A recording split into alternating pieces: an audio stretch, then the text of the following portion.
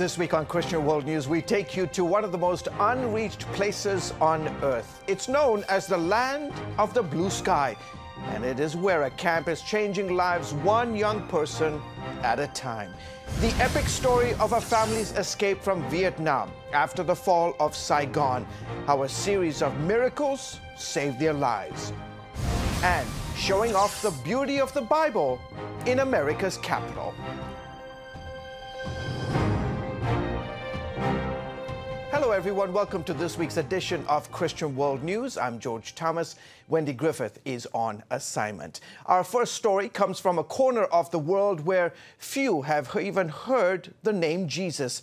A team of Russian Christians traveled to the remote areas of Mongolia with the gospel.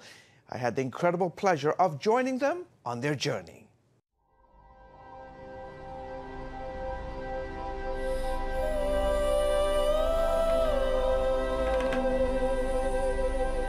Mongolia is known as the land of the blue sky.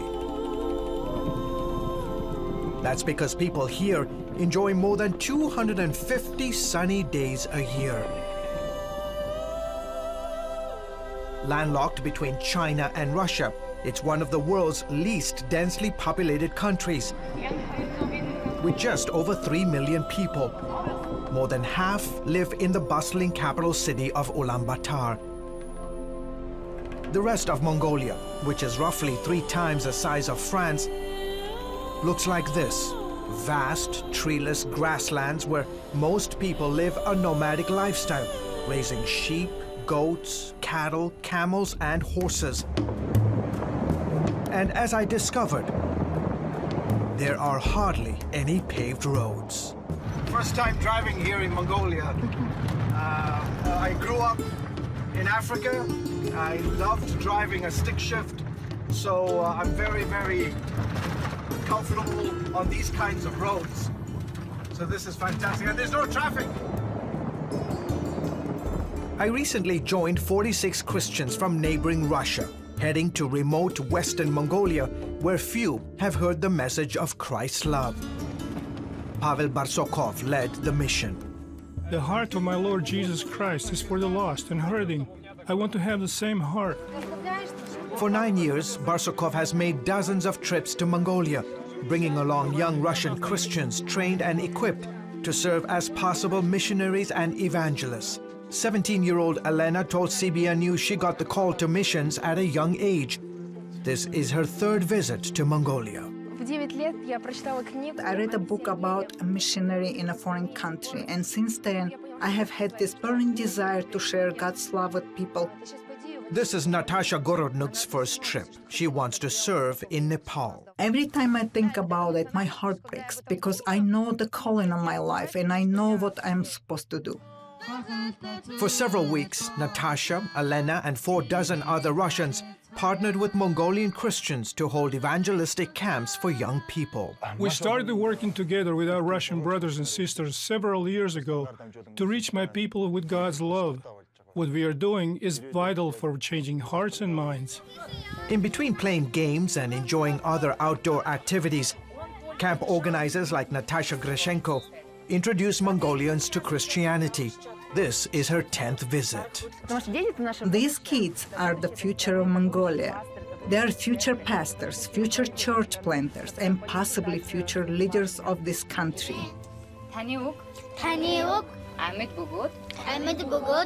God willing, they will carry the gospel in their hearts and impact their nation for Christ.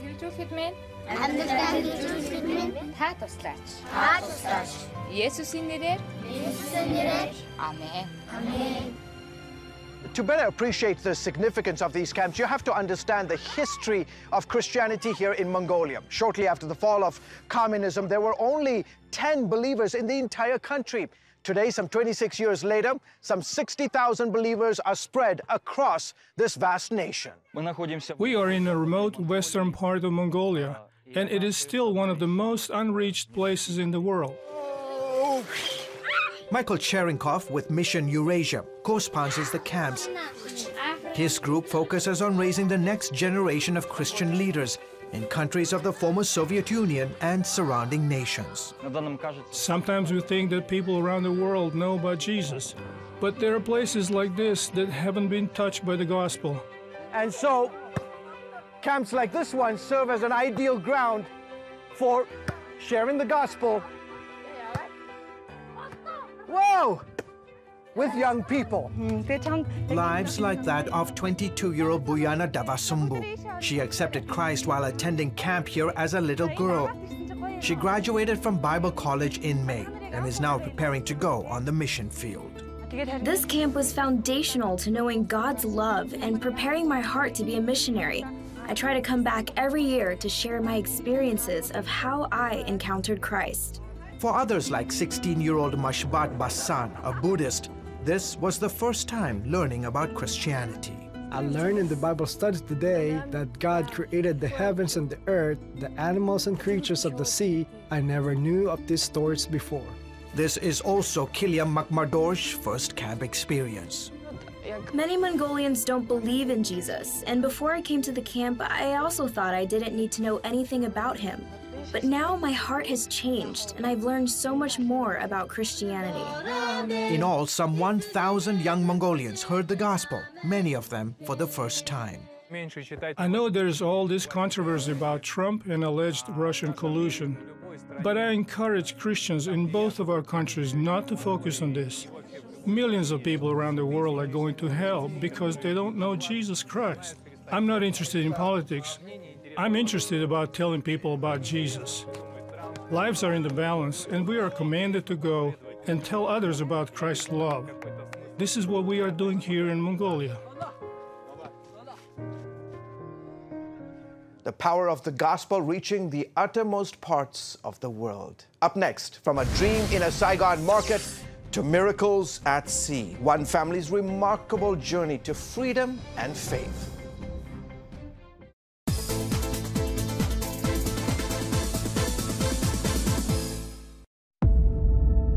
Roman soldiers destroy the Second Temple of Jerusalem.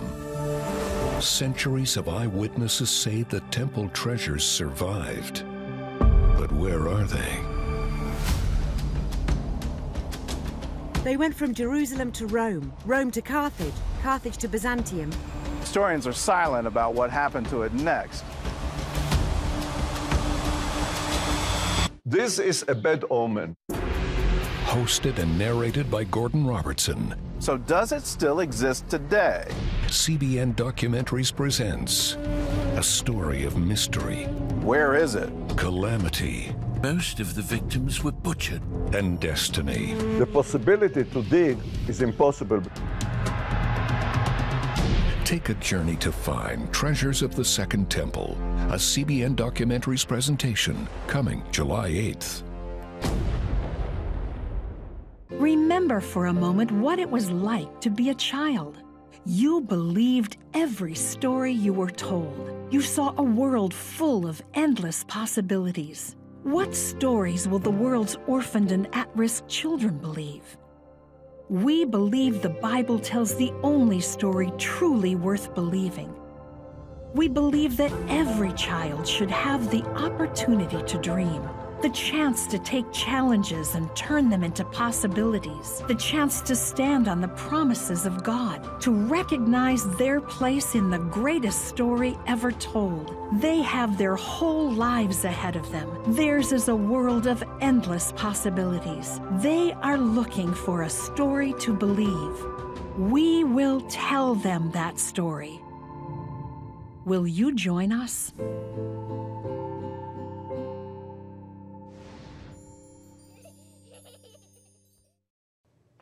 Welcome back to Christian World News. 44 years ago, North Vietnamese forces overran their neighbors to the south. Many people chose to flee the communist takeover, among them Vinh Chung and his family. He relives their amazing journey, fraught with danger and filled with miracles.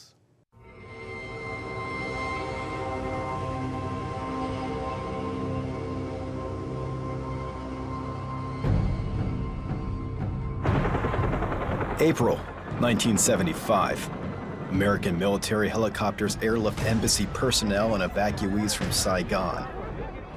For many, this is the final image of the Vietnam War.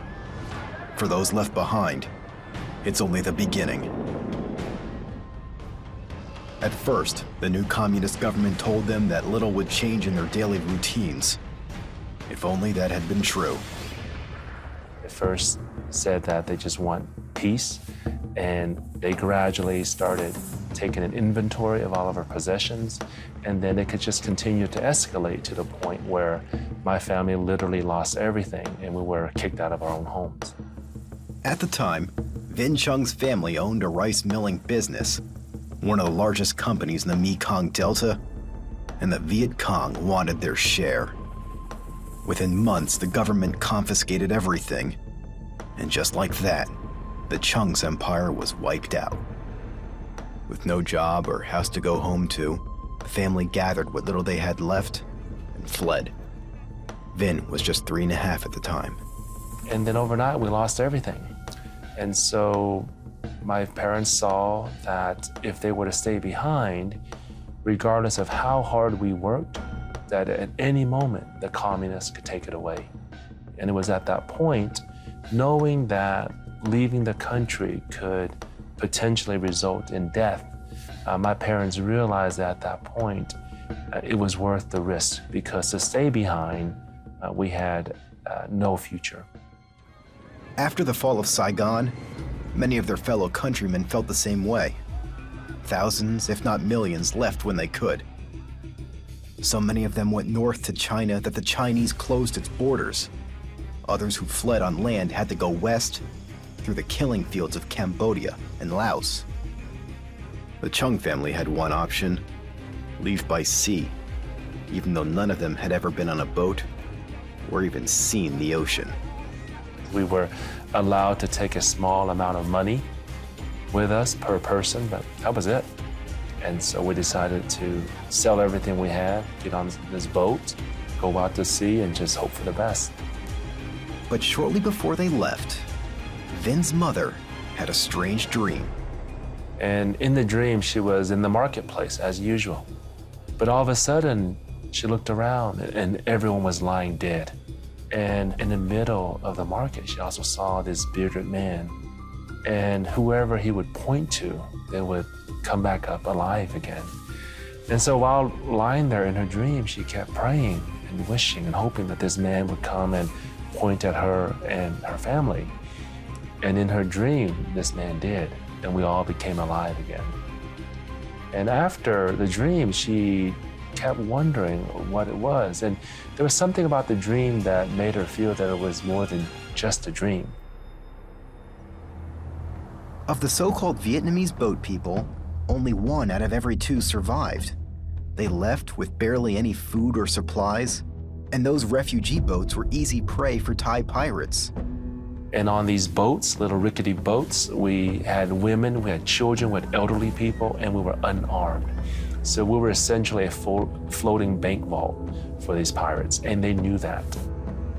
And then, second day at sea, an ominous ship appeared over the horizon. They just came in waving knives, little screwdrivers, and just anything. And they would just go around ripping earrings off of people, ripping jewelry off, demanding anything of value. After they robbed us, they left as quickly as they came, and they were off. Now, refugees are people without countries, and the places where they seek asylum oftentimes get tired of them tying up their social services. So when the Chung family arrived on the shores after 3 long days at sea, they weren't exactly greeted by a welcoming committee. The local villagers there had called the Malaysian military to report another boat of people showing up on their shores. They weren't sure what to do with us. Less than an hour after arriving in Malaysia, armed soldiers took turns beating some of the men before ordering the entire group to march. And they did, for days and days under the hot sun. They didn't tell us what would happen. They didn't tell us where we would go. We're basically in no man's land. There was no country that claimed us. We were in a complete state of limbo. The conditions were so brutal that my mother actually suffered a miscarriage. After a few days on the beach, she started bleeding to the point where she had passed out and almost died. After 2 weeks, the Malaysian guards put the Chung family back on a boat and towed them out to sea. They said they were going to an island refugee camp. But a day later, with no land in sight, the Malaysians cut the ropes and told the refugees they were on their own. We were betrayed and we were lied to, and then we were essentially left for dead. They did not want to accept us into the refugee camp. They also did not want to shoot us, but instead they did in the most passive way, putting us in a circumstance that would rid us from their shores, because in that circumstance, death is really the only reasonable outcome. When we come back, adrift at sea with no hope of rescue, the father prays for a miracle. You do not want to miss what happened next.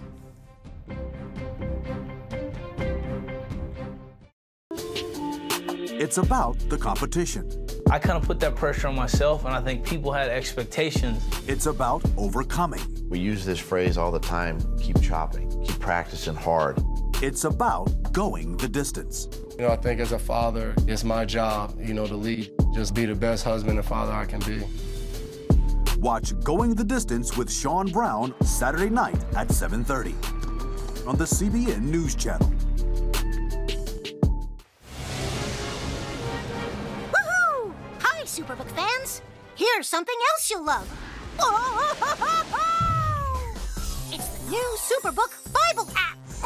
It's packed with games, activities, and Superbook episodes that you can watch for free. Oh, no! There's trivia, a fun daily devotional, and answers to your Bible questions. Plus, an easy-to-understand Bible the whole family will enjoy. You can even create your own Superbook character.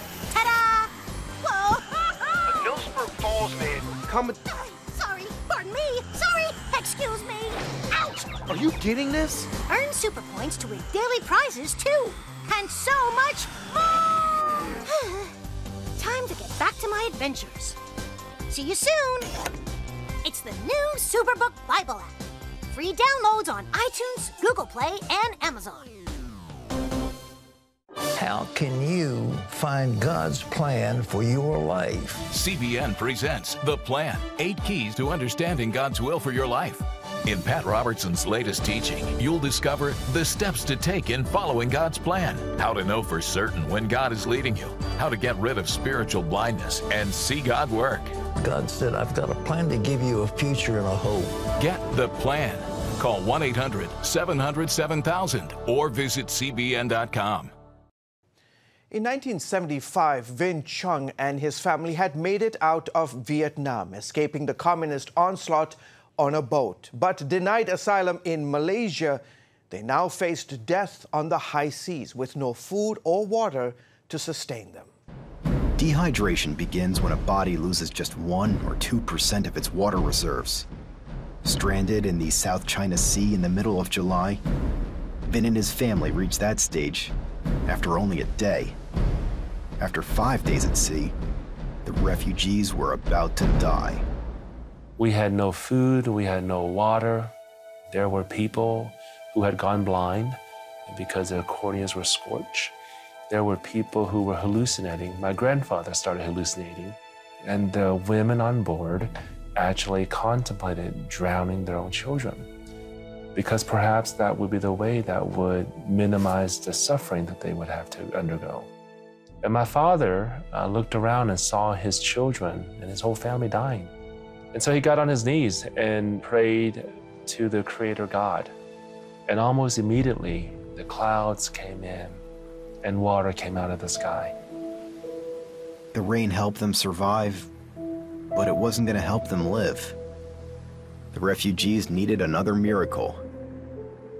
And thankfully, theirs was just a few miles away.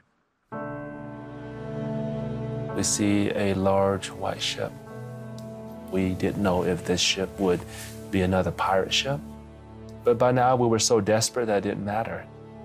And I remember the adults were telling everyone to lie down, so that we could look sick and get some more sympathy from the crew on this ship.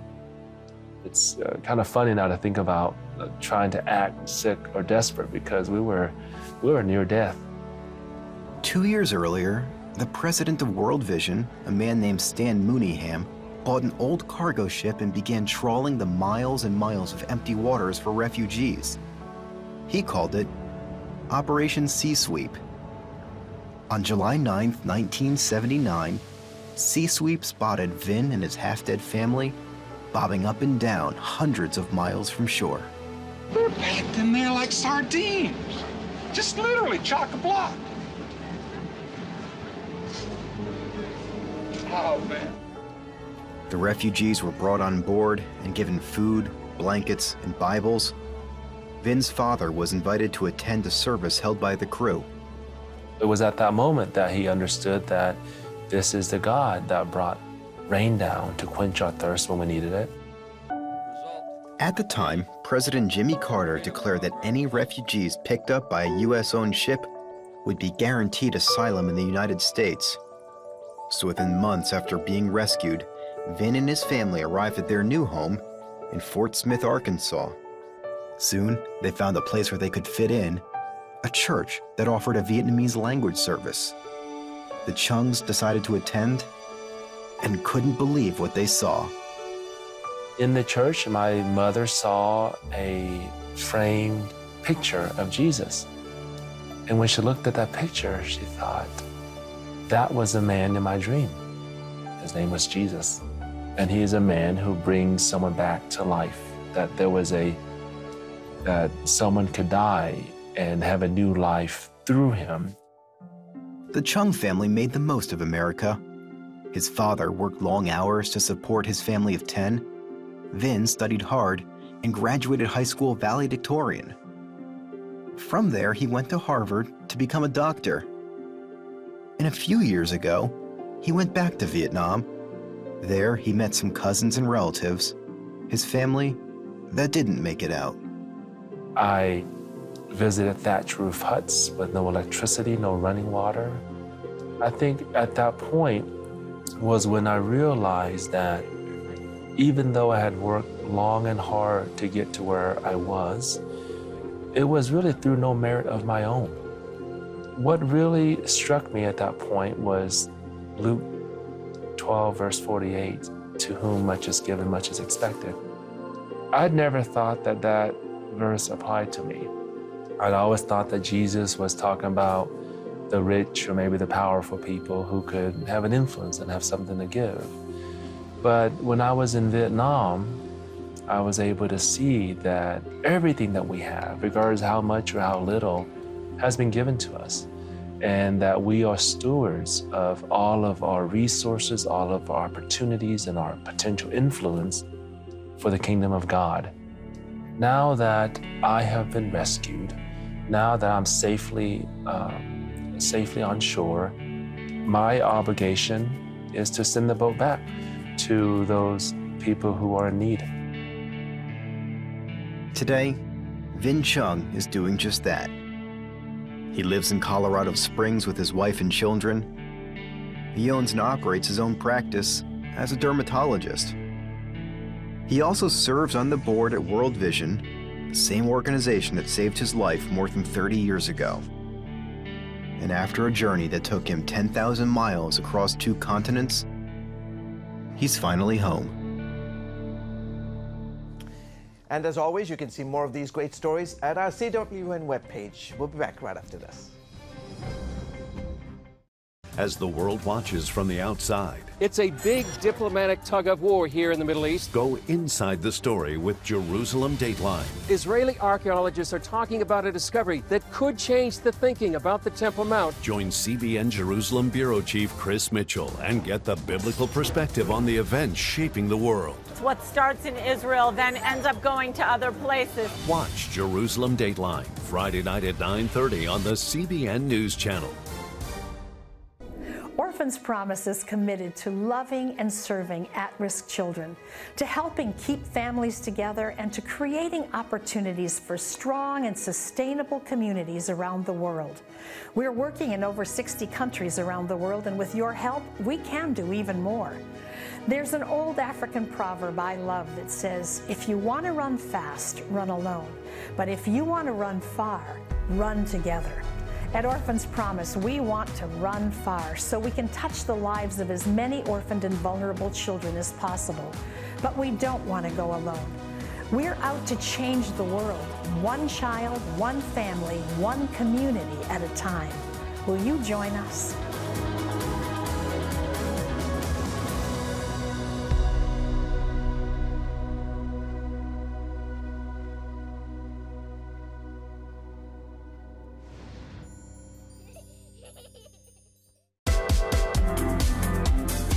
Meet the pastors who are preaching the gospel in a fresh, fearless way.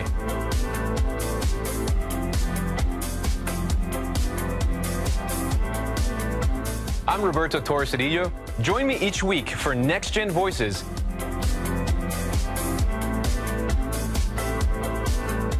And watch God transform a generation.